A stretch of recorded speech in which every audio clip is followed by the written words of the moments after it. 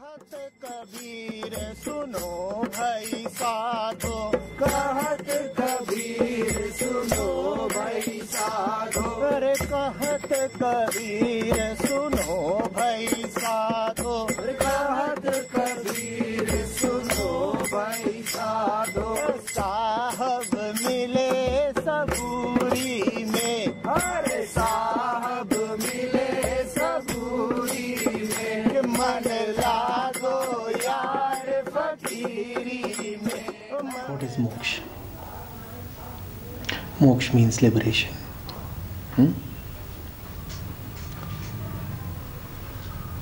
Liberation from the root of all that which bothers you. Freedom from all that which can ever trouble you.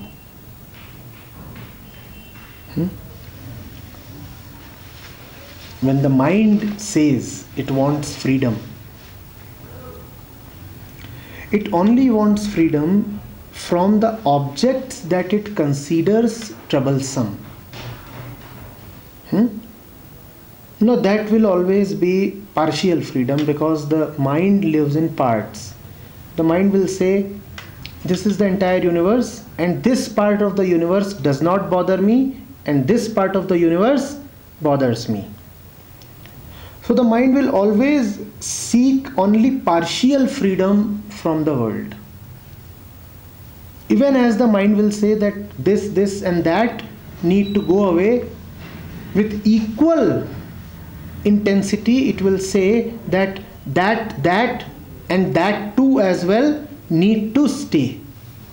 It will want freedom from pain and will continue to remain attached to pleasure.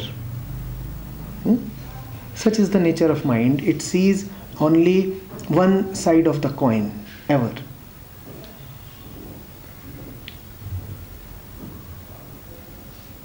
It cannot do anything else. Mind knows only duality. Duality is the very substance of mind.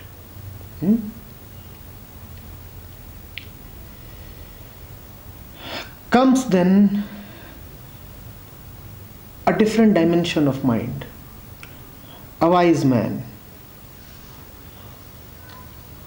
He has been able to see through the entire thing.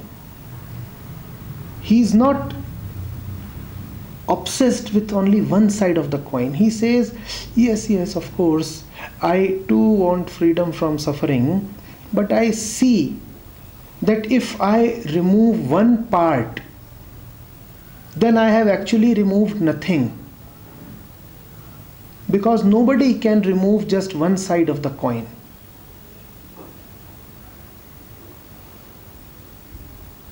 If I want to get rid of pain and want the furtherance of pleasure, then I have continued to live in pain. So he says, I want liberation then from both of these. When you want liberation from the total process of your suffering, not only a few objects, not only a few people,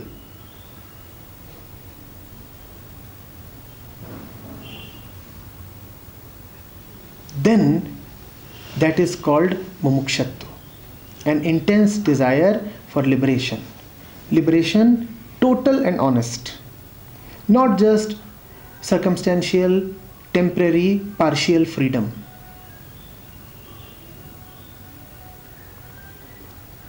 But a question now arises. The question is that if duality is the stuff of mind, then with duality the mind too will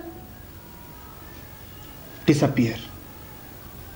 So when you are not insistent on removing just one side of duality, one part, but want to get rid of the total, you are then not getting rid of something in the mind but you are getting rid of the mind itself. Which means that now your liberation is not from something in the world, but from the world itself. Now your liberation is not from something in the mind, but from mind itself.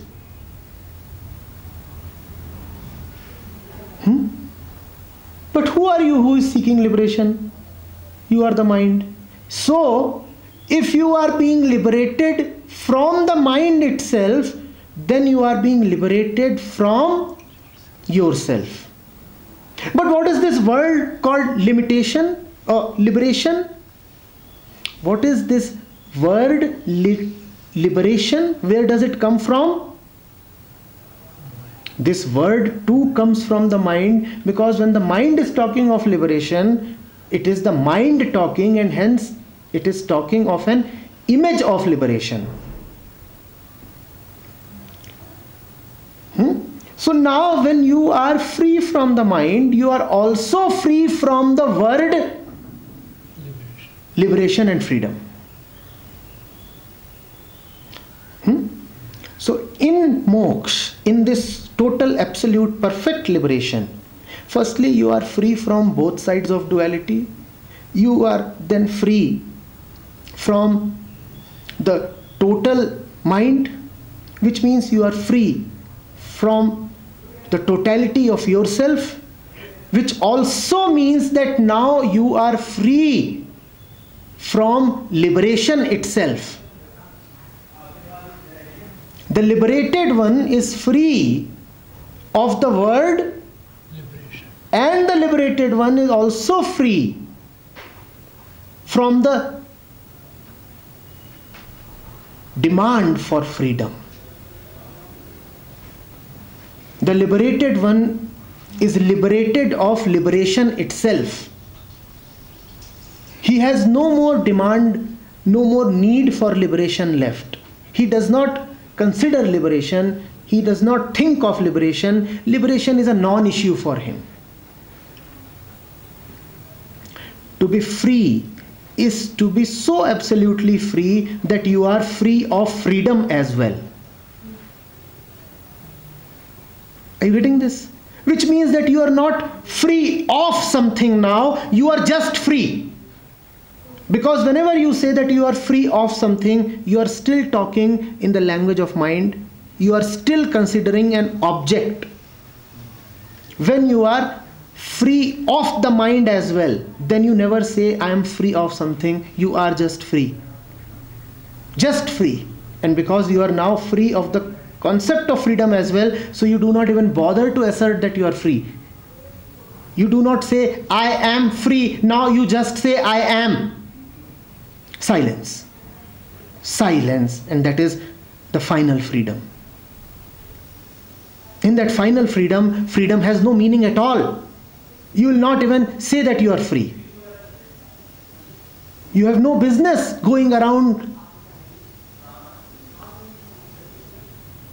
tom-tomming that you are free. You do not even tell yourself that I am the free one. You are so free that you can forget freedom altogether. That is the final characteristic of the climax of freedom. That is moksha. Which means that the one who is liberated, the one who is living in moksha, will bear no signs of moksha. All signs are in the world. All signs are just games in predictability.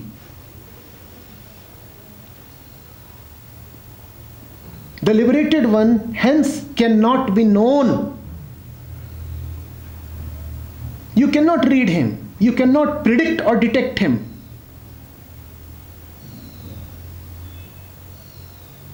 In fact, if you are able to spot a liberated one, it only means that you are not liberated. For the liberated one, there is nothing except liberation. He sees only liberation all around. Even in the deepest slavery, he sees liberation. That doesn't mean that he won't fight slavery. He will fight slavery knowing fully well that it is liberation.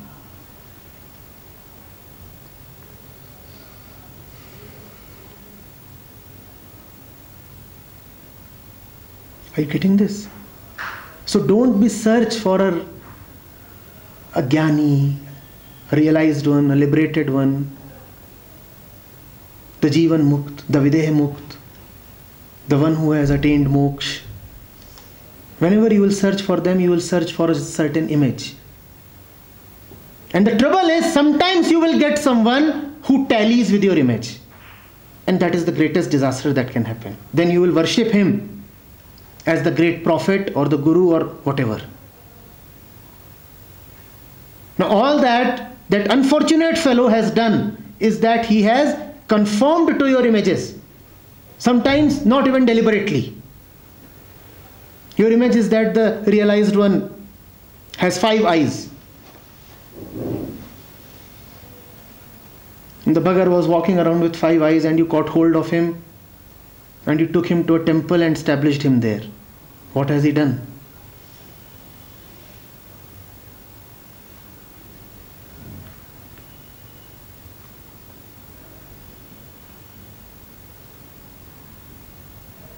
Are you getting this?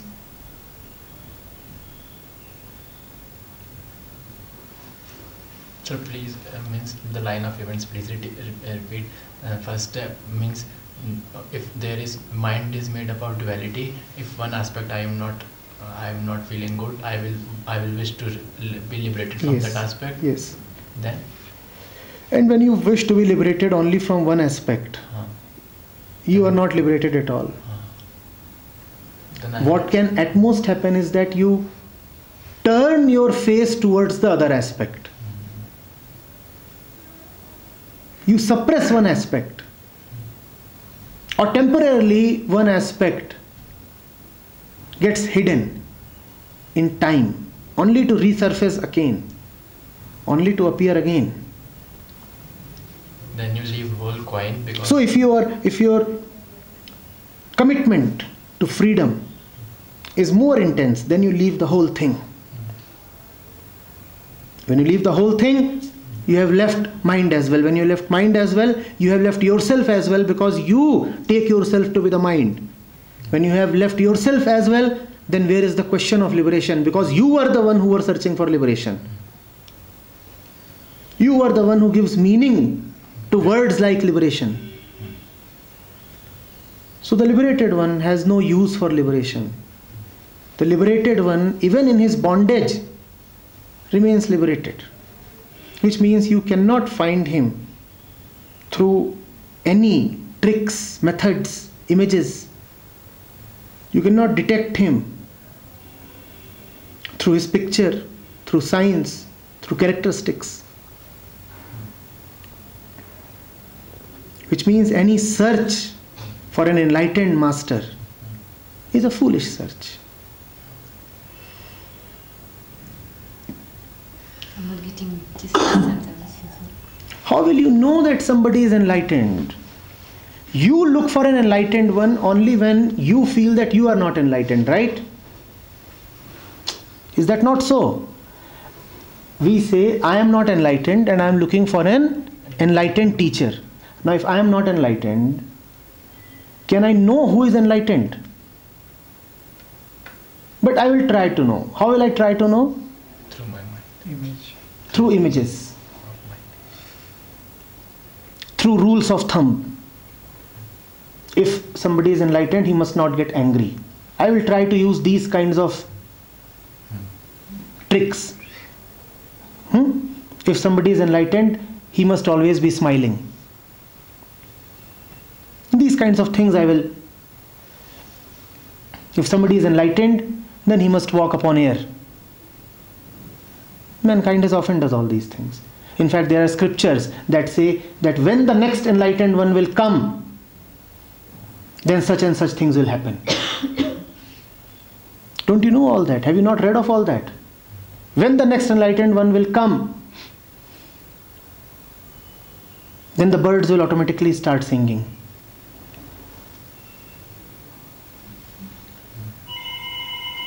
There are scriptures that say that when the next enlightened one will come, then his mother would immediately die.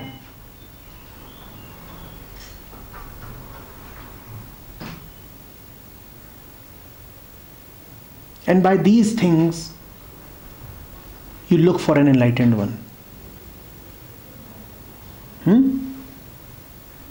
How to look for an enlightened one? Search for the boy that was born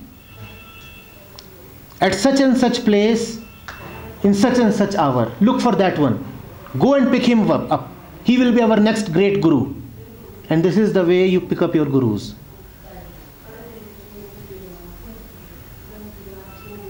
The examples that I am giving are gross examples. Maybe you use finer tricks. Maybe you use more subtle tests to determine who will be your guru. But nevertheless, you always use tests, don't you? There is always some filter in mind. You are trying to see whether that fellow tallies with the thing that I am trying to. If he does not tally, bad. If he tallies, worse. Now you do not know whom you have accepted.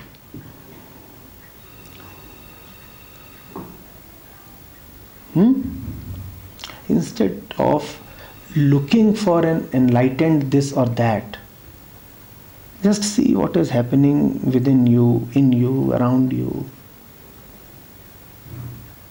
It is from all this that you want freedom. Looking for enlightenment outside of you is a part of your bondage. It cannot lead you to freedom. Your freedom is in your mind. Your bondage too is in your mind. If bondage is in your mind, if your mind is the bondage, then that is where the bondage will be removed. Go there. You will not find freedom outside somewhere. If bondage is in the mind, freedom too is in the mind. Go there. Go there. And you don't have to really go there. Don't say that you require someone to help you go there. You don't have to go there because you are already there. Don't you live in facts? Don't you live? Don't you see? Don't you smell? Don't you read? Don't you touch? Don't you hear? And all of that is sufficient. Sufficient to take you very, very close to facts that are an expression of the truth.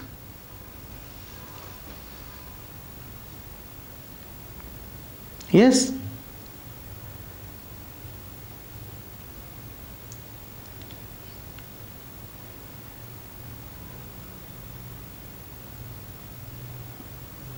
When you are settled and relaxed,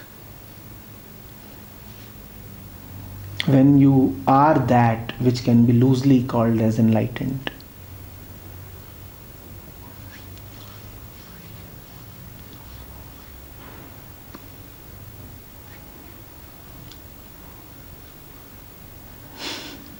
then you are not you. How that you will think and behave, that this you cannot predict. So don't even try. Enlightenment means a total freedom from yourself. You will be no more. So how can you predict how you will be after enlightenment? You will be no more. All that you will know is, I am no more. And even that memory will be such a peripheral memory. You will remember it as some kind of past life. I don't want to go too much into that because even that will lead to image formation.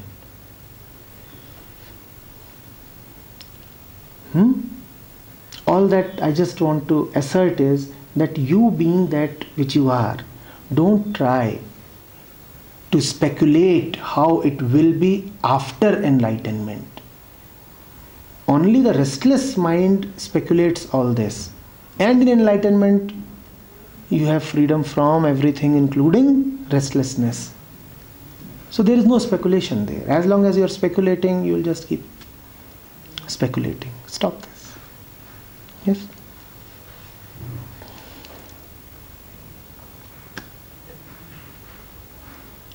Sir, we say stuff of mind is duality. We say stuff of mind is thoughts, our thoughts. But Same thing. Can there be a non-dualistic thought? no. So all thoughts deal in dualities. All thoughts talk of objects. Sir, when we are talking about duality, it is final that we are inclined towards one end and not inclined towards other. Always. Always. Always. For example, except in pleasure. Everything is pleasure and pain. Yeah. You take any two dualistic objects, you will always find that you are biased towards one of them. What you are biased towards is pleasure. What you are biased against is pain.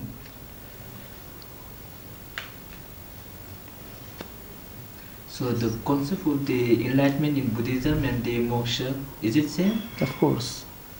But remember that both are same in the sense that both are false. Okay. In which sense? Enlightenment is not a concept, dear. You can have a Buddhist concept of enlightenment, you can have a Vedantic concept of enlightenment, and both are equally the same.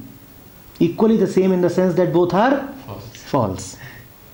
Enlightenment is not a concept, it is the freedom from the need to have the support of concepts. If you are chasing enlightenment as a concept, all you will get is more and more concepts. And conceptually you can even be convinced that you are enlightened. But your enlightenment will be very conceptual. On one plane only you are wandering. When life will come, you will say, I am conceptually enlightened.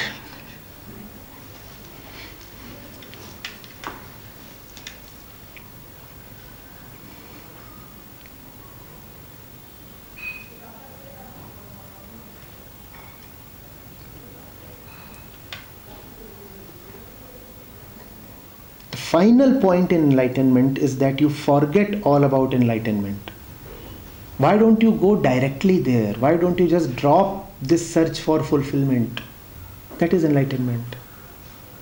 Why don't you immediately live in your full contented nature? That is enlightenment. The enlightened one, I repeat, has only one final characteristic. He does not need enlightenment. You too don't need enlightenment because you are already there. Just stop pretending that you lack something.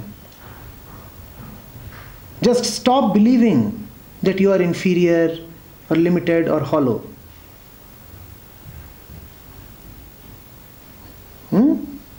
There is an inner wellness that is already there. Why must you then be so identified with disease? Yes, that is enlightenment. To believe in disease when you are already healthy. That is enlightenment. Now, knowing that you are healthy, you can act as the sick one. That is enlightenment. Acting as the sick one, not believing that you are the sick one.